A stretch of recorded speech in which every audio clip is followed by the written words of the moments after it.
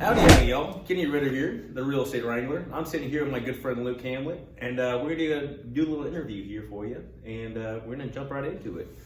So, first of all, Luke, how you doing today, brother? Good, man. How are you? I'm doing very well. So, just a quick couple questions. A lot of people are wondering, what's the best way to get in with a loan? A good loan, I would say, for first-time home buyers company, FHA. What are your thoughts on that? How would that be working? Well, the best step is always get pre-approved first. Of course, First and foremost, no matter if it's a month in advance, 6 months, 2 years, whatever, you just got to get pre-approved. That's really going to lay the foundation for the next step. That pre-approval is going to give us a couple of staples. It's going to show you what your credit score is, what your debt to income ratio is, and we're going to be able to have a really good idea about what direction is going to make the most sense, whether if that's maybe FHA or conventional, or maybe depending on where you're buying, it could be even something like a USDA loan. So lots of options, but the best step is to just get started. What's the difference between pre-qualified and pre-approval?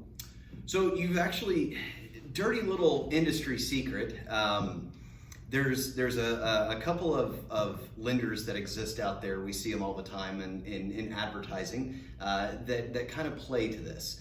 The minimum requirement in our industry for me to provide a pre-approval letter for someone to go make an offer is quite literally just a completed loan app. We don't even have to pull credit. Wow. That's scary. Yeah. So you can think you've got thousands and thousands of people walking around making offers because they got a piece of paper in their hand and the lenders never looked at their stuff. Wow. They've never actually qualified them. So what my team does is we do a full pre-approval.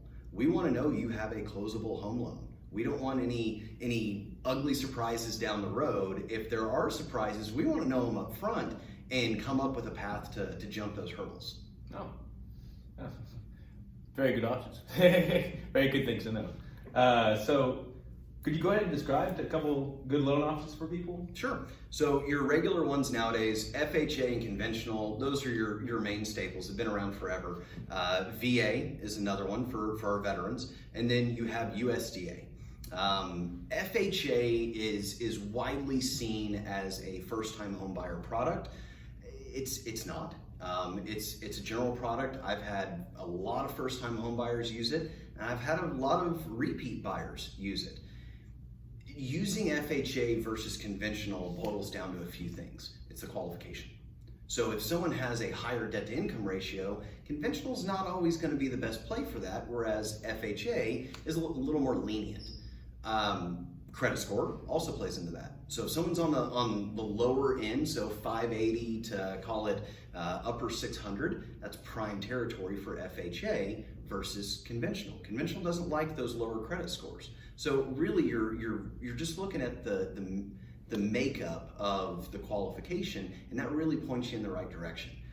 At the end of the day, it boils down to what's the family comfortable with.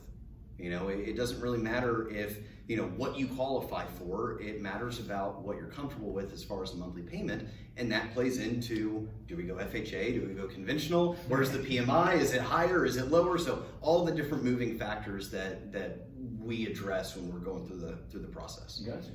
What is your typical credit requirement per loan? So they're going to be different, just like anything in real estate. Stuff changes all the time. I've seen it go up, go down, go up, go down. Typically with an FHA, you're looking at a 580 credit score or better. With a conventional, they start at 620. I'll be real honest, they're ugly. They're really, really ugly until you get to the upper 600s. Gotcha. Now, there's a couple of community lending programs that we have that have some targeted areas, and those targeted areas throw out what's called loan level pricing adjustments.